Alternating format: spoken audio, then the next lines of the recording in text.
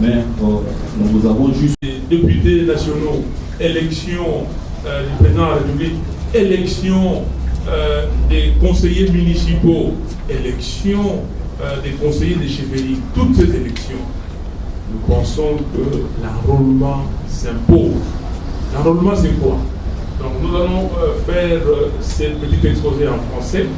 De temps en temps, je pourrais glisser en lingala, mais vous êtes libre de poser des questions en lingala ou en français. Alors, élection. Les Congolais sont partis en Afrique du Sud. Et cet accord global, c'était pour mettre fin à la guerre, de respecter les contrats qu'ils avaient signés. Et ces contrats, on nous a dit que ces contrats, c'était de céder une partie de la République démocratique du Congo à ces pays-là. Donc, Laurent Désiré Kabila aurait refusé, et voilà, la guerre s'est enclenchée. Et finalement, l'accord global et inclusif, mais dans l'accord global et inclusif, c'est que nous pouvons retenir, cet accord a demandé aux Congolais de mettre en place un gouvernement de transition et un parlement de transition, c'est-à-dire l'Assemblée nationale et le Sénat. Et que durant cette période de transition de 3 ans, les Congolais ou ces institutions allaient réaliser beaucoup de choses, notamment la Constitution. La Constitution. Et maintenant, le peuple congolais, réuni par les forces vives de la nation, les partis politiques, la société civile, donc ils ont décidé de mettre en place une constitution, et c'est la constitution que nous avons aujourd'hui. Et on a donné à cette transition la mission d'élaborer cette constitution et puis d'amener aux élections avec des institutions d'accompagnement de la démocratie qui ont été mises en place, notamment la commission électorale indépendante de l'époque qui s'est transformée en commission nationale électorale indépendante. Et ce qu'on appelle des listes électorales. Et ces listes-là, c'est par circonscription. Vous dites que j'habite Kasavubu, là où nous sommes, vous donnez votre adresse et puis on vous enrôle. Mais pour vous enrôler, parce qu'on n'enrôle que des citoyens congolais. Donc au préalable, on devait avoir des cartes d'identité, la carte nationale d'identité. Et la loi, pour simplifier, étant donné que le pays a connu beaucoup de crises et que depuis longtemps on n'a pas une carte d'identité, on a dit ceux qui ont l'ancienne carte qu'on avait ici, qu'on appelait carte pour citoyens, certains d'entre nous en avaient, vous amenez. Si vous n'avez pas cette carte de citoyen pour qu'on puisse reconnaître que vous êtes congolais, on vous a exigé le certificat de baptême. Si vous avez le certificat de baptême ou tout autre document qui prouve que, ou qui peut prouver que vous êtes congolais, vous amenez. Si vous n'avez aucun document, il a été donné la possibilité à tout le monde d'amener 5 témoins. S'il y avait 5 témoins et que ces 5 témoins présentaient un document comme quoi eux ils étaient congolais, donc on pouvait vous enregistrer, vous, grâce au témoignage de ces 5 autres personnes, 5 autres Congolais, comme Congolais, et vous donner une carte d'électeur. Voilà ce qui s'est passé en 2005. Nous avons été enrôlés de cette façon et nous sommes allés au référendum en décembre 2005. Et après, en 2011, on a fait exactement la même chose. Opération d'enrôlement pour les nouveaux majeurs, ceux qui sont devenus majeurs après 2005. 2005, 2006, 2007, 2008, 2009, 2010, 2011, c'est beaucoup, 5 ans. Donc on a enrôlé ces gens-là et d'autres qui n'habitaient pas au Congo, mais qui dans les 5 années sont revenus dans leur pays. Donc on a enrôlé et c'est comme ça qu'on a mis à jour les fichiers électoraux en 2011. C'est en 2005. En 2011, on a dit qu'on a recensé 32 024 000 électeurs. 32 024 000 électeurs. Donc il y a à peu près 7 millions qui se sont ajoutés dans les fichiers électoraux. Mais qu'est-ce que nous avons constaté en 2011? Maintenant, cette fois-ci, qui avait une carte d'électeur, si son nom s'est retrouvé dans les fichiers, dans les serveurs de la CENI. Nous avons en date du 26 juillet 2011, nous tous, l'opposition politique, tous les partis, SID, UDPS, les MLC, tout le monde, nous avons adressé des préalables à la CENI. Il y avait 10 préalables. Et le premier préalable, avant les élections, c'était l'audit du fichier électoral.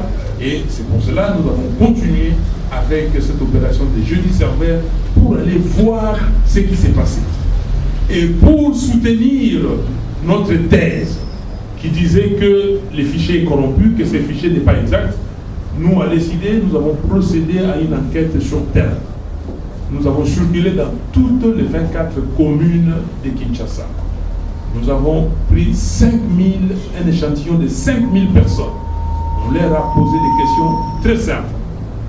Est-ce que vous avez une carte d'électeur, oui ou non? Okay? Si oui, est-ce qu'on peut prendre votre nom? On peut prendre le numéro de la carte?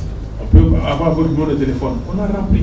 Sinon, pourquoi vous n'avez pas participé à l'opération d'enrôlement? Les résultats étaient fantastiques. Seulement 3%, même moins de 3% des personnes interrogées n'avaient pas de carte d'électeur. Et dans la plupart des cas, les gens disaient parce qu'on n'était pas à Kinshasa et nous sommes rentrés à l'intérieur, ou parce que nous sommes partis et on a fait la queue et ce n'est pas possible.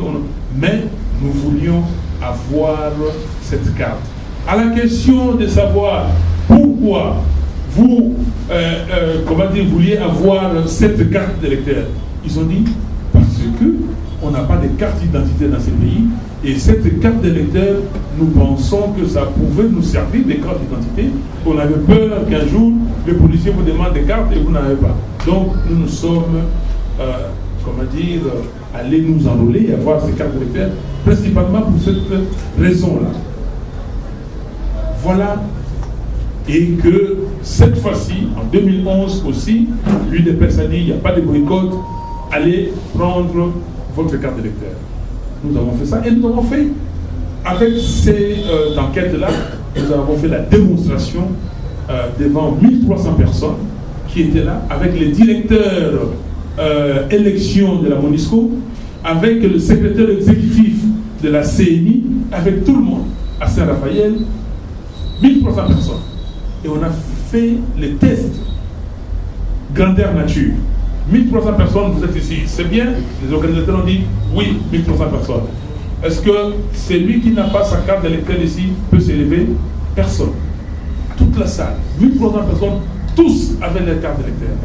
Donc ça corroborait, donc ça appuyait nos inquiétudes qui étaient, ou notre inquiétude qui était celle de dire que ces fichiers étaient corrompus. Donc, cela voudrait dire que tout le monde qui a la carte d'électeur n'est pas dans les fichiers. Parce que si tout le monde était dans les fichiers, on ne pouvait pas avoir 3 287 000, on pouvait avoir plus de 4 millions. Et surtout que les Katanga qui a un nombre d'habitants inférieur à Kinshasa, a enregistré 4 600 000 électeurs. Surtout que les Katanga est plus vaste que Kinshasa. Les Katanga est vaste de plus de 500 000 km². Les Katanga est plus grand que les Congo-Brazzaville. Donc les Katanga est vaste de plus de 500 000 km². Kinshasa entre dans les Katanga 50 fois. Les Katanga, les Kinshasa, c'est moins de 10 000 km². 10 000. Et dans les 10 000 km de Kinshasa, les 3 quarts. Vous entendez? Vous voyez la géographie à Kinshasa. Les 3 quarts, c'est la commune de Maluku. Il n'y a pas beaucoup de gens. Donc, les 1 quart, c'est à partir des, Kikole jusqu'ici. Nsele jusqu'ici. Donc, cela veut dire que c'était plus facile d'aller se faire enregistrer à Kinshasa que au Katanga, Et nous avons encore appuyé notre thèse avec des chiffres. La densité de Kinshasa. La densité de Kinshasa, c'est plus de 700 personnes par kilomètre carré. Et la densité du Katanga, c'est 18 personnes par kilomètre carré. Alors, nous avons dit, ce fichier n'est pas normal, il faut à tout prix auditer pour savoir. Vous avez vu, il y a eu des gens qui sont morts. J'ai en tête encore Serge Luka Koussa, un militant de l'UDPS. On l'a tué, on était ensemble parce qu'on marchait. J'ai en tête que nous avons été tabassés copieusement. Moi-même, le 24 octobre, c'était la dernière manifestation, j'ai été copieusement tabassé par la police. Et quand je me suis relâché, ils ont dit non, Botikaye, il faut le laisser, il est parti mourir. La façon dont on l'a tabassé, il va, en tout cas, il ne pourra pas survivre. Alors, maintenant, aujourd'hui, nous sommes allés aux élections. Et vous avez vu ce qui s'est passé. Et ces élections, le 28 novembre, beaucoup de gens, ici dans des centres, ont eu des difficultés pour voter et beaucoup de gens n'ont pas voté. Ils sont arrivés avec leur carte d'électeur, il n'y avait pas de nom. Au Congo de la voté, qu'il y a un bureau Moussoussou. Ils vont dans ce bureau, il n'y a pas de nom. Oh, qu'il y a un bureau Moussoussou. Beaucoup de gens, je parie que certains d'entre vous n'ont pas voté à cause de ça, oui ou non? Oui. Vous êtes ici? Oui. Voilà. Et moi, j'ai été témoin avec les observateurs de l'Union européenne que j'ai amené à Kanlouka. Je peux vous le garantir, à Kanlouka, plus de la moitié des gens qui avaient des cartes d'électeurs n'ont pas trouvé leur. Alors, comment aujourd'hui nous allons, si nous sommes déjà responsables, si nous sommes déjà conscients que nous voulons le bonheur de notre pays, et si nous sommes conscients que c'est les élections demain qui vont mettre en place des institutions légitimes, comment nous pouvons aller avec ce fichier électoral d'hier? Comment? Et c'est pour cela, tous les observateurs, tant nationaux qu'internationaux, ont dit, écoutez, avant toute élection, il faut auditer les fichiers électoraux et mettre à jour ces fichiers. Tous, l'Union européenne, les centres Carter, la Linélite ici, Renault Sec ici localement, ils ont dit la même chose. Et nous, en tout cas au niveau de l'ECD, nous avons commencé une action à ce niveau. Nous avons fait des conférences, des débats énormes avec les gens de la CNI. Et nous sommes partis chez eux, dans ce qu'ils appellent la maison des élections. Devant eux tous, avec la communauté internationale, avec l'NDI, cette ONG américaine chargée de la démocratie, nous avons démontré qu'il fallait auditer les fichiers électoraux et mettre ces fichiers à jour. Jusqu'à aujourd'hui, rien n'a été fait. Alors, on vient nous dire que nous devons aller aux élections avec les fichiers qui ont été fiabilisés. Les gens de la CNI, au lieu d'auditer les fichiers électoraux, qu'est-ce qu'ils ont dit? Ah non, nous allons mener une opération qui s'appelle fiabilisation du fichier électoral. Pourquoi? Je crois que vous êtes adulte, vous comprenez pourquoi? Pourquoi ils ne veulent pas ou ils ne voulaient pas de l'audit? Parce que, pour mon ami, ma peine avant. C'est ça pour aider. Parce que ceux qui vont côté on va voir que ces fichiers-là n'étaient pas corrects. On va dire, alors, on va dire, mais si vous avez nos fichiers, ce que nous avons vu ici, mais il y a des gens qui sont à l'Assemblée nationale, il y a des gens qui ont été soi-disant élus avec ces fichiers, donc ça va remettre tout en question. C'est comme ça que j'ai dit aux amis, vous allez voir, personne n'acceptera qu'on audite ces fichiers. Voilà jusqu'aujourd'hui. Jusqu'aujourd'hui, personne n'a audité les fichiers électoraux. Et maintenant, merci beaucoup. Et la question maintenant c'est, j'aimerais avoir un avis vraiment personnel sur un fait qui se passe au niveau de l'opposition. Actuellement, on dit qu'il y a 5 éléments lors d'une bataille qui entrent en ligne pour la remporter. Il y a le peuple, le temps, le terrain, le leader et puis la loi. Le peuple, vous l'avez déjà. parce qu'en ce moment, le peuple est derrière vous. Nous espérons que vous n'allez pas nous laisser voir. Mais seulement, comment réagissez-vous face à ces députés ou à ces opposants qui, en réalité, portent des casquettes, des simulations, et qui ont tendance à discréditer même cette opposition? Comment réagissez-vous personnellement? J'aimerais pas avoir un avis politique. C'est un avis personnel que j'aimerais avoir. Merci. Vous avez dit qu'il y a eu morts, il y a ceux-là qui ont quitté le pays et qui sont de retour. Mais non, quelles sont les précautions que l'opposition aille par rapport à le fichier du 2011 qui peuvent nous aider à revoir maintenant, à être, que le fichier soit audité. Ok. C'est la question qui a été prévue. Non, mais l'objectif est très simple. Nous devons apporter la matière aux jeunes Congolais. Nous avons commencé une série de conférences débats avec les jeunes. La semaine passée, c'était sur le thème « Dialogue pour quel objectif ?» Aujourd'hui, cette semaine, c'est les élections à venir, l'enrôlement s'impose. Les jeunes Congolais doivent comprendre ce qui se passe et on nous a reproché, nous, politiques, de ne pas suffisamment communiquer, de ne pas suffisamment dire aux jeunes Congolais ce qui se passait. Les gens vont aller aux élections. On parle des élections, mais ils vont aller sur quelle base? Quel est le fichier électoral? Tout le monde sait qu'en 2011, les élections ont connu des difficultés, c'était un chaos électoral. Il y a plus de 50% des Congolais qui sont partis pour voter. Ils n'ont pas pu voter parce qu'ils n'ont pas trouvé leur nom sur la liste. Okay? Donc c'est pour cela que nous disons aujourd'hui, avant toute élection, dans l'avenir, il faut se mettre d'accord sur la fondation. Quelle est la fondation? C'est le fichier électoral.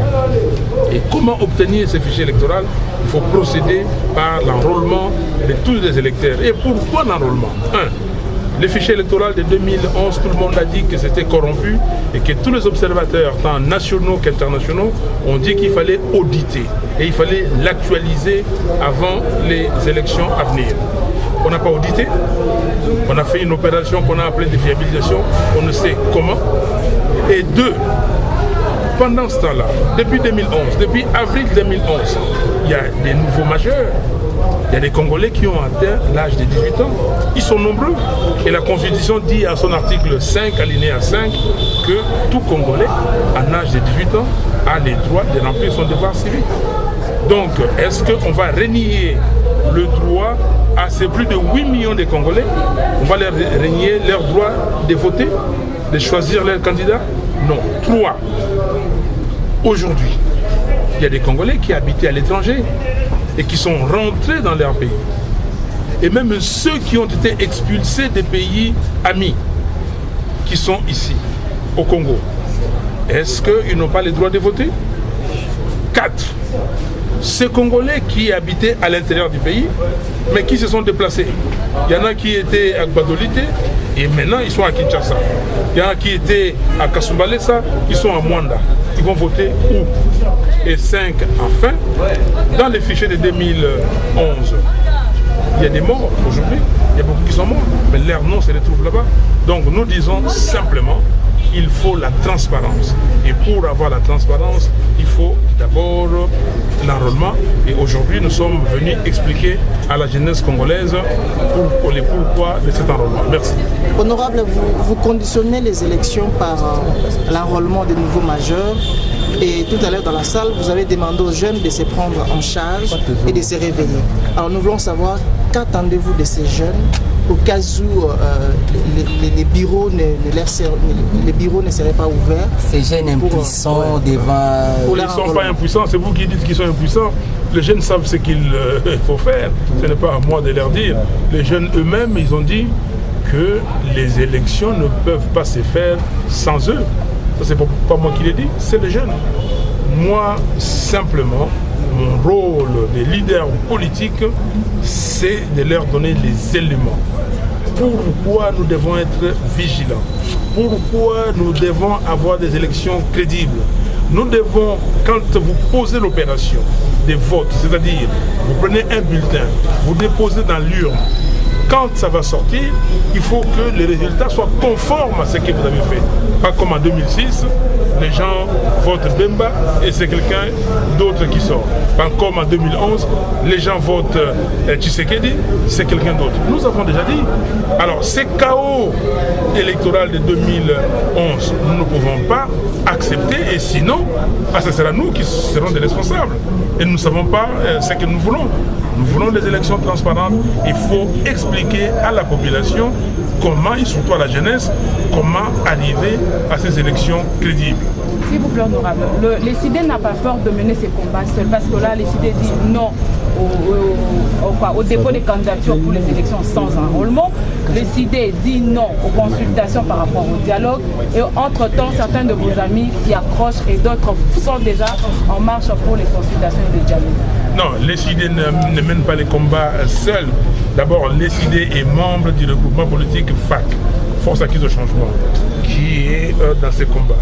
Les CID est membre de la dynamique de l'opposition politique donc pour l'unité d'action. Nous sommes dans ces combats. Et pour vous dire, dans la superstructure, comment dire, la dynamique pour l'unité d'action, cette dynamique a dit que nous posons 3 conditions. 1, l'enrôlement des électeurs. 2, les calendriers consensuels. 3, la neutralité de la CENI. C'est le même combat que nous relayons. C'est le même combat. Alors, mais ceux qui font autre chose, ça c'est leur problème. Le problème de l'ECD, c'est que est-ce que l'ECD est en phase avec la population, oui ou non? Et si nous sommes en phase, les restes, parce que l'opposition c'est qui? C'est la population. L'opposition, ce n'est pas un tel individu, parce que vous pouvez crier quelque chose dans l'opposition. Si la population ne vous reconnaît pas en tant que tel, donc vous faites un travail inutile. Nous faisons ce que la population veut. Allez à l'intérieur du pays, allez partout. Aujourd'hui, les gens disent que non, vous êtes des prophètes. Vous, au niveau de l'ECD, au FAC, vous êtes prophètes. Et malheureusement qu'on ne vous a pas suivi. Et nous allons vous suivre. Il y a beaucoup de gens, même qui ont déposé des candidatures au niveau de la députation provinciale. Ils disent, qu'est-ce qu'ils disent aujourd'hui? Nous avons déposé, mais nous n'allons pas aller aux élections si les 3 conditions ne sont pas remplies. Donc, ce qui importe, c'est de savoir ce que veut la population. Honorable, pourquoi vous avez refusé la visite du gouverneur de la ville-province de Kinshasa au siège du parti politique et civil? Simplement parce que cette visite était inopportune. Nous ne voyons pas ce que M. Kimbuta va nous dire de plus. Quelle matière il a, quelle autorité il a. La ville de Kinshasa est sale. S'il pouvait commencer par mieux gérer la ville de Kinshasa, mieux gérer les finances de la ville de Kinshasa, et on pouvait. Mais M. Kabila l'envoie. Alors, vous pensez que vraiment c'est responsable? Vous avez refusé de voir M. Kabila et vous acceptez de voir son envoyé qui dure.